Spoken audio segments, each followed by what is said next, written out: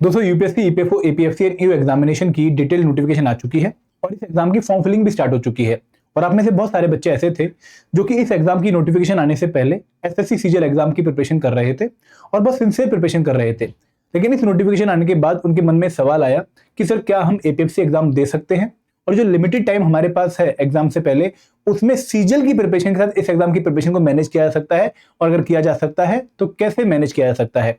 तो यहां पर इस वीडियो में मैं कोशिश करूंगा कि आपको एक अच्छी प्रिपरेशन स्ट्रेटेजी बताऊं जिसके साथ साथ आप एपीएफसी एग्जाम को भी मैनेज कर पाएं और ईओ एग्जाम को, सीजीएल एग्जाम को भी मैनेज कर पाएं। तो वीडियो आप लोग एंड तक पक्का देखिएगा।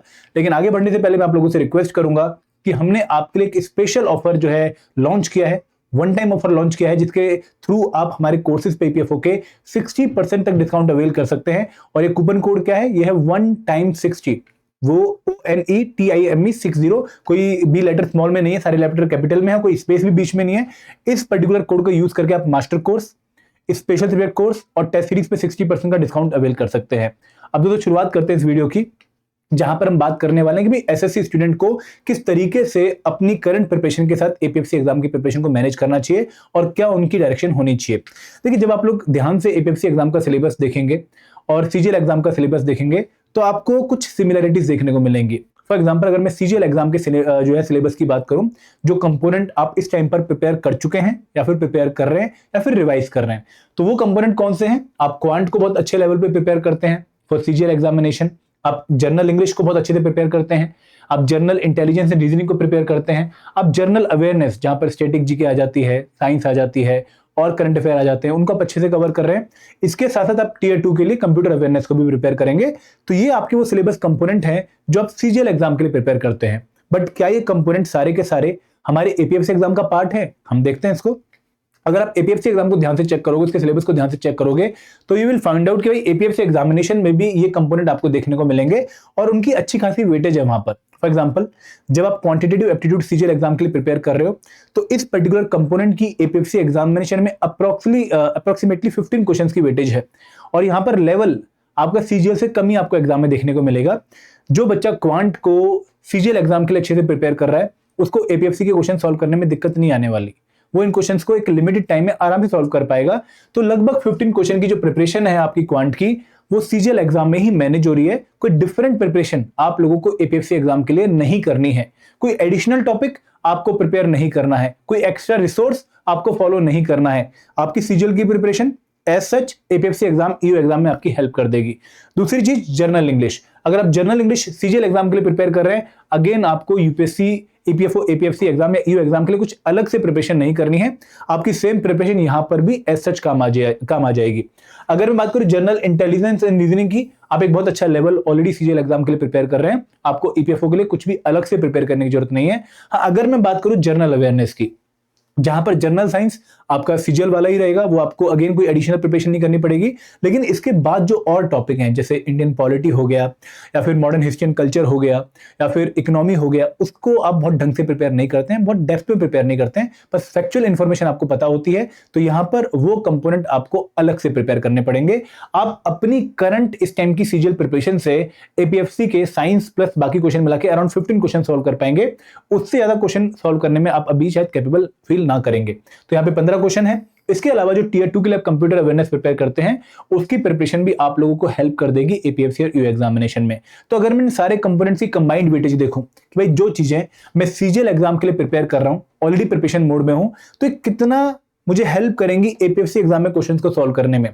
तो यहां पर अराउंड 60 क्वेश्चन के आसपास बनते हैं जो कि आप अपनी करंट सीजीएल प्रिपरेशन से सॉल्व कर सकते हैं एपीएफसी एग्जामिनेशन में। बट ये एग्जैक्ट नंबर आपको कैसे पता लगेगा? जब आप एक बार एपीएफसी 2023 का एग्जाम सॉल्व करेंगे, जब आप एग्जाम सॉल्व करेंगे 2023 का, तो आपको एक आइडिया लग जाएगा कि भाई मैं कितने पानी में हूं। और जो मुझे लग रहा है कि भाई मेरा क्वांट प्रिपेयर है, रीजनिंग प्रिपेयर है, इंग्लिश प्रिपेयर है, कंप्यूटर प्रिपेयर है, जनरल अवेयरनेस में साइंस प्रिपेयर है, वो क्या मेरे एग्जाम में क्वेश्चन सॉल्व करने में मुझे हेल्प कर रही है। तो एक बार आपको करंट स्टेटस, अपना एक्चुअल स्टेटस पता लग जाएगा, उसके बाद आपको पता लगेगा कि मुझे कुछ और क्या पढ़ना है। तो ये सिचुएशन आप लोगों ने सबने चेक करनी है। आप लोगों को मैं बताना चाहूंगा कि भाई जो हमारी गाइड बुक है ये आप डाउनलोड कर सकते हैं, लिंक वीडियो के डिस्क्रिप्शन में है। इसमें आपको सॉल्व पीवाईक्यूज मिल जाएंगे। आपने 2023 का पेपर सॉल्व करना है एपीएफसी एग्जामिनेशन का और चेक करना है कि मैं कितने पानी में हूं, क्योंकि उसके बाद ही हम एडिशनल प्रिपरेशन के ऊपर जाएंगे, हम और कंपोनेंट्स को हैंडल करने के बारे में सोचेंगे। क्लियर है? अब दोस्तों आगे बढ़ते हैं। अब बात करते हैं कि सर हमारी प्रिपरेशन अप्रोच क्या होनी चाहिए। अभी तक आपने मुझे बताया कि मेरा सिलेबस कितना ओवरलैपिंग है और मेरा करंट सीजीएल का सिलेबस मुझे कितना हेल्प कर सकता है एपीएफसी एग्जाम की प्रिपरेशन में, बट मैं बाकी चीजों को कैसे मैनेज करूं। तो यहां पर मैं केस बनाता हूं। अभी एक पीरियड है जहां पर आपका सीजीएल एग्जाम हुआ नहीं है। आप जब ये वीडियो देख रहे हो तो अभी आप लोगों का सीजीएल एग्जाम नहीं हुआ है ना। आपका एग्जाम 13 अगस्त से लेकर 30 अगस्त के बीच में किसी टाइम हो सकता है। नो डाउट प्रोटेस्ट चल रहे हैं, बट एग्जामिनेशन की पॉसिबल डेट यही है। अब यहां पर जो बच्चा सीजीएल एग्जाम के लिए बहुत सीरियस है, जो पिछले 3-4 महीनों से दिन रात एक करके सीजीएल एग्जाम के लिए प्रिपेयर कर रहा है, ये एग्जाम उसके लिए एक ड्रीम है, एक सपना है गवर्नमेंट जॉब में एंट्री करने का, तो उस बच्चे को टिल हिज एग्जाम और हर एग्जाम एपीएफसी एग्जाम की प्रिपरेशन के बारे में बहुत ज्यादा नहीं सोचना है। मैं बहुत क्लियरली बोलना चाहूंगा कि भाई आप लोगों ने अपने सीजीएल एग्जाम तक, टियर 1 एग्जाम तक एपीएफसी या फिर ईयू एग्जाम के बारे में बहुत ज्यादा नहीं सोचना है। हाँ, अगर आपको बहुत ज्यादा एंजाइटी हो रही है कि भाई मैं कुछ लॉस ना कर जाऊं, मुझे फोमो हो रहा है, तो उस केस में आप 20% टाइम मैक्सिमम 20% टाइम मैक्सिमम अपने डेली टाइम का डिवोट कर सकते हैं फॉर एपीएफसी प्रिपरेशन। बट मैं वो भी सलाह नहीं दूंगा, मैं यही सलाह दूंगा कि आप पूरा का पूरा टाइम अपने सीजीएल एग्जाम की प्रिपरेशन में लगाओ, क्योंकि आप ऑलरेडी 4-5 महीनों से मेहनत कर रहे हो। वो कंप्रोमाइज होती है, बट अगर फिर भी किसी बच्चे को करना है तो 20% मैक्सिमम टाइम। तो यहां पर मेरा सजेशन क्या है कि give your maximum time, at least 80% of daily time for your CGL preparation, क्योंकि वो आपका ड्रीम है और आप बहुत मेहनत उसके लिए कर रहे हो। हाँ, अगर आप चाहते हो तो 20% टाइम अपने डेली टाइम का आप डिवोट कर सकते हो फॉर जीएस कंपोनेंट। अब यहां पर मैंने जीएस कंपोनेंट ही क्यों लिखा है। आप कहेंगे कि sir accountancy, auditing, IR labour law वो कब प्रिपेयर करेंगे। देखो, वो कंपोनेंट आपके लिए बिल्कुल स्क्रैच से प्रिपेयर करने पड़ेंगे आपको। वो ये कंपोनेंट जीएस, आपने थोड़ा बहुत इनके बारे में आपको आइडिया है, आपने फैक्चुअल इंफॉर्मेशन इनके बारे में पढ़ी हुई है, तो ये कंपोनेंट को पढ़ने के टाइम आपको बहुत एडिशनल एफर्ट नहीं लगाने पड़ेंगे, आपको जीरो से स्टार्ट नहीं करना पड़ेगा। तो यहां पर वो जो ओवरवेलमिंग सिचुएशन होती है वो आप अवॉइड कर सकते हैं। जब आप एकदम फ्रेश कंपोनेंट रहता है ना, जिसके बारे में आपको जीरो नॉलेज होती है, तो बहुत अजीब सा लगता है कि यार ये कंपोनेंट तो बहुत डिफरेंट है, मुझे प्रिपेयर नहीं होगा, मुझे टेंशन हो रही है। जीएस कंपोनेंट में आपको वो टेंशन नहीं होने वाली है, और आप कहीं ना कहीं इनको इंटरेस्ट के साथ पढ़ भी सकते हैं। ये आप इनके बारे में बेसिक ऑलरेडी जानते हैं, तो इसलिए आपको जीएस कंपोनेंट स्टार्ट करनी चाहिए, ताकि आप इनको इस ड्यूरेशन में थोड़ा अच्छे से प्रिपेयर कर पाओ, और ये प्रिपरेशन ऑटोमेटिकली आपको सीजीएल में भी हेल्प कर देगी। इसलिए मैंने यहां पर आपको 20% टाइम एक्स्ट्रा डिवोट करने को बोला है फॉर जीएस कंपोनेंट। अब कैसे, देखो, एक बच्चा है जो कि 10 घंटे डेली पढ़ रहा है, 10 आवर टाइम डेली डिवोट कर रहा है सीजीएल प्रिपरेशन पे, दिन रात इसी में लगा हुआ है, तो वो अपने 8 घंटे सीजीएल की प्रिपरेशन को ही देगा, रिवीजन में, प्रैक्टिस में, जो भी उसकी जो है स्ट्रेटेजी है, और 2 घंटे का टाइम वो जीएस कंपोनेंट को देना शुरू करेगा। और वो स्टार्ट कर सकता है उस कंपोनेंट से जिसकी वेटेज कहीं ना कहीं सीजीएल एग्जाम में ज्यादा है। अगर आपको लगता है कि भाई इंडियन पॉलिटी के क्वेश्चन आते हैं तो इंडियन पॉलिटी कंपोनेंट को पिक कर लो। अगर आपको लग रहा है हिस्ट्री एंड कल्चर के क्वेश्चन ज्यादा आएंगे, जो हमारा जनरल अवेयरनेस वाला पोर्शन है, उसको पिक कर लो। अगर आपको लगता है कि भाई नहीं, इंडियन इकोनॉमी इंपॉर्टेंट है, इंडियन इकोनॉमी जो है पिक कर लो। कोई भी कंपोनेंट जिसको आप यूज कर सकते हैं सीजीएल एग्जाम में भी, उसको आप यहां पर पिक कर लो। लेकिन इन तीनों में से किसी एक को पक्का पिक कर लीजिएगा, क्योंकि जनरल साइंस आप ऑलरेडी प्रिपेयर कर रहे हैं। क्लियर है। एंड दोस्तों, अवॉइड प्रिपेयरिंग स्पेशल कंपोनेंट। क्यों भाई? क्योंकि आप लोगों को इनके बारे में इंफॉर्मेशन नहीं है। हाँ, नो डाउट, अगर कोई बच्चा कॉमर्स बैकग्राउंड का है, ठीक है, तो वो अकाउंटेंसी के बारे में सोच सकता है, बट अकाउंटेंसी को बाद में भी अच्छी प्रिपेयर कर सकता है। तो अभी जीएस पे थोड़ा फोकस रहना चाहिए। स्पेशल कंपोनेंट्स को आप टिल यूर टियर 1 एग्जाम आप जो है ठंडे बस्ते में डाल सकते हैं, उनको अभी अवॉइड कर सकते हैं। हाँ, पर यहां पर बच्चे का डाउट ये होगा कि सर मैंने अवॉइड कर दिया आपके कहने पे, तो क्या सीजीएल एग्जाम के बाद मेरे को इतना टाइम मिलेगा कि मैं उन कंपोनेंट्स को प्रिपेयर कर पाऊं और उस लेवल पे प्रिपेयर कर पाऊं कि एग्जाम क्वालिफाई करने में कैपेबल हो जाऊं? क्या मैं उन लोगों से कंपीट कर पाऊंगा जो काफी टाइम से इस एग्जाम के लिए प्रिपरेशन कर रहे हैं? क्या करूं सर मैं? आप मुझे बताइए एक बार। तो यहां पर मैं बताना चाहूंगा कि भाई अभी भी अगर आप स्पेशल कंपोनेंट को छोड़ देते हो और अपने एग्जाम के बाद, फॉर एग्जाम्पल किसी बच्चे का एग्जाम 30 अगस्त को है, लास्ट डेट में मानो 30 अगस्त को एग्जाम है, तो उसके बाद जो 3 महीने का टाइम है वहां पर आप एपीएफसी या फिर ईयू एग्जाम की प्रिपरेशन कर सकते हैं फॉर दी स्पेशल कंपोनेंट। ऐसा नहीं है कि भाई टाइम बहुत डिले हो जाएगा या आप बहुत लेट हो जाएंगे। ठीक है, अब कैसे मैनेज करना है सुनिए ध्यान से। जब आप टियर 1 एग्जाम देके आएंगे तो 2 ही सिचुएशन बनेंगी।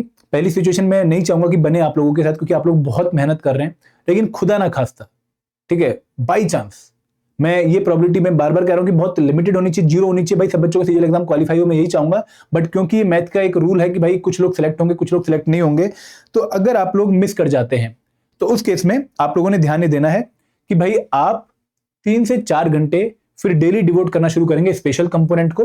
ठीक है, आपने सीजीएल एग्जाम दिया 18-19 अगस्त को या 20 अगस्त को, और आपकी प्रिपरेशन उतनी अच्छी नहीं हुई, आपको लगा कि सर मुझे नहीं लग रहा कि मेरा टियर 1 क्वालिफाई होगा, मैं अगेन बार बार कह रहा हूं कि सिचुएशन ना आए, बट अगर आ जाती है तो 3 से 4 घंटे फिर आपने डेली स्टार्ट करने हैं, डिवोट करने ऑन स्पेशल कंपोनेंट। और यहां पर हमारा ऑर्डर ऑफ प्रिपरेशन क्या होगा कि सबसे पहले हम अकाउंटेंसी पिक करेंगे, क्योंकि आप में से 95% बच्चे अकाउंटेंसी नहीं पढ़ चुके हैं, कभी भी नहीं पढ़ी है, जीरो नॉलेज है अकाउंटेंसी की, तो इसको हम सबसे पहले पिक करेंगे। फिर आयरन लेबर लॉ को पिक करेंगे, फिर सोशल सिक्योरिटी को पिक करेंगे, फिर ऑडिटिंग, फिर इंश्योरेंस, इसी ऑर्डर में आपने पिक करना है।